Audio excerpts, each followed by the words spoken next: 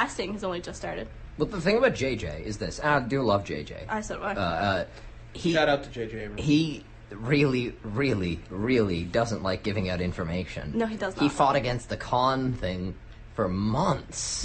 But, you know... He kept Cloverfield, if you guys remember Cloverfield. I remember watching when I saw the trailer for Cloverfield, I was like, what the heck is this movie? And I went home and I typed. It didn't even have a title. A title card didn't come up, and so I typed up. I remember typing online. I forget what movie I saw it in front of, but it was like trailer that had no title in front of this movie, and loads of like theories came out. It was like people were like, I remember somebody had drawn like a line in the clouds, like, look, you can see a monster in the clouds. That's gonna be the monster of the movie. It wasn't. He was full of crap, but it was like there was like 50. Like, it made such a hype, but no, like nothing came out about the movie. I didn't know what that movie was gonna be like until I saw the movie. That's almost not possible nowadays in Hollywood. It's true. Yeah, I really appreciate that. And he almost made it with Con. Yeah. He really did. He got very close. It was until they released the trailer. Then I was like, oh, that's Con. Trailers... I used to hate trailers. Now I love trailers for these movies because the trailers set such a low expectation for me for these movies. I go and I'm like, wow, that was awesome. It totally raised my... Because the movie might not have been any... Like, I could have seen The Lone Ranger, and I might have actually thought The Lone Ranger was better than I thought it was going to be because the trailers make it look so freaking bad. Now, probably but not. I think it looks so freaking bad. I think to afford a bad trailer, you need to be... potentially a good movie. Like, I think the that's reason why Pacific... Elysium affords its trailer is because we know it's going to be good. Although I think there's a lot of interesting stuff in the Elysium trailer. There is. Oh, there is. There's so many. But it's always just like, this is how like you do trailers for action movies, like space, like sci-fi, like that kind of action trailers. It's like, it's like a man walks a distance between the sword and the gun, and you hear wah, and it'll be like, it's like, yeah, a man has to make his own choices, and it'll like flash something like a helicopter taking off. Then it'll be like bang, bang, bang, bang, and I have a couple of like really quick cuts of like a rocket hitting the helicopter and the helicopter blowing up. Then it'll crash, and it'll see like a man has to be his own man. And it'll see like a main shot of the like I could right now make a trailer for an action movie and people will be like, man, that looks like a really good trailer. I'm like, no, it's not, because it's unoriginal, because every single sci-fi action movie that's come out in the last couple of years has been the exact same. And I blame Transformers, because Transformers did it first. It was original when Transformers did it, and now everyone copies off it, and it's boring and unoriginal, and I hate it, but then drives down my expectations for movies. Well, this is the thing. But on the other hand, the thing with The Lone Ranger, and you're right, that movie might actually end up being good. It's by some miracle of filmmaking. What's this current rating on Rotten Tomatoes? I have no idea. I'll look it up right now. Hang on. Okay, while you're doing that, there's just a couple other things I want to talk about before we're done. Sure, yeah. Sorry. No, it's fine. I just want to get all of the things that I wanted to say out about Comic-Con. One of the panels that I was really interested for, like specifically, was the Sleepy Hollow panel, which is a new show coming out in the fall. Yes. And who's written by Alex Kurtzman and Roberto Orci, Yep. who wrote, Fringe, Lost. They work with JJ all the time. They wrote Star Trek. I'm pretty sure they had credits on it. Yeah. They're two of my favorite writers of all time. They're, such idols of mine, and I was sitting 10 feet away from them, and it was incredible.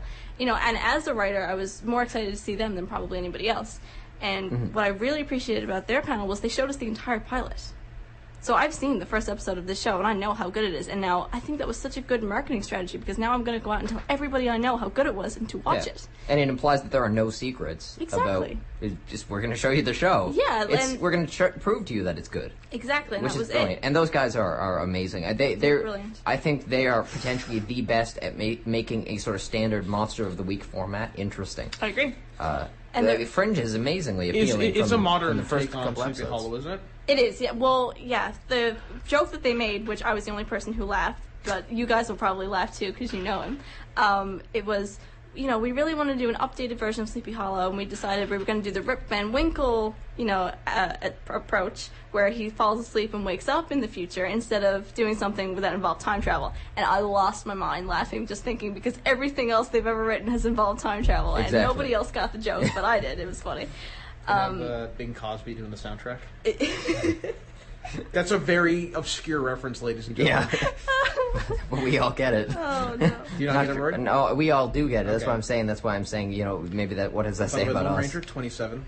27. Wow. Yeah, Pacific Wow. Rim got 72 though. It didn't do well Yeah. in America, but in international box office, it kicked Even butt. On the internet, they love Pacific I Rim. love it. Mark Kermode didn't even hate Pacific Rim. It's good. Like, I just want to throw that out there. I know Now- how much I thought he was going to hate that Now, movie. the only thing I really didn't like about Pacific Rim is they have the black character, and he is the black. You know what I mean? Idris Elba? Idris Elba, yeah. Yeah, he plays Luther. that. We love Idris Elba. Now he's good. Like I like him, but in this, I don't think the role was very good because it's not a very interesting role because he's just kind of the, I don't know. He's just like kind of a very angry black guy that you've seen in a lot of other movies. I don't know. He's very, very, very, very standard, very, very boring. Right, yes. But everything else about the movie was good. I'll reserve judgment until I see it. I'm a big fan of Idris Elba. He's good. It's great. Did you see anything? Because I'm just going to start to ask. Like, did Yeah. you see anything about this show? Yeah. Did you see anything about Gravity Falls? Because we discussed it earlier. I didn't. Okay, because No. I started watching that show. I'm not lying. On Sunday, I freaking love that show. It's a really so cute show. cute. We'll do an episode on it. Sure. I gotta watch it, but yeah. yeah. we'll It's do good, it. yeah. It's probably the best thing Disney's put out for TV since Fillmore back in 2003, and that's sad. Disney, pick up your game. It's a show that belongs on Cartoon Network, to be honest. I agree. I thought it was, to be Yeah. honest, when I first saw it. But it's very, very good. Did you see anything about any Marvel stuff? Any of the new Marvel movies? Any of the new Marvel comics? All the Marvel stuff was in Hall H this year, and we only lined up Saturday night for the Doctor Who panels in Hall H. Okay. So I didn't get to those panels, but I did hear about them, and I Okay. heard that Karen Gillan for Guardians of the Galaxy took off her wig and threw it into the crowd, which heard was that. massive. I saw that, yeah. But I think she's rocking the bald head, to be honest. She looks great. She's playing. Nebula. Yeah. Yeah. So I think she's gonna knock it out of the park. Lee Pace was also there. I didn't see any huge Marvel things. Let me see, what else did I see? Anything about? I saw a lot of smaller panels this year, actually, but I was glad about that because I know I would hear a lot about the bigger ones from other people. Yeah. And I'm glad that I got to see the smaller ones for Plus, myself. it's kind of more personal that way. It was so much Yeah. more personal. One of my favorite ones that I went to was the Batman 0 Year panel. And I don't know if you're familiar with it. I certainly wasn't, because again, I didn't read DC. love the new Batman. It looks- Scott Snyder, I think is his Scott name. Snyder. Yeah, he's an excellent writer. If you my if you're going to God. read any comic series right now, besides Atomic Robo, read this series. Yeah. And Scarlet Spider.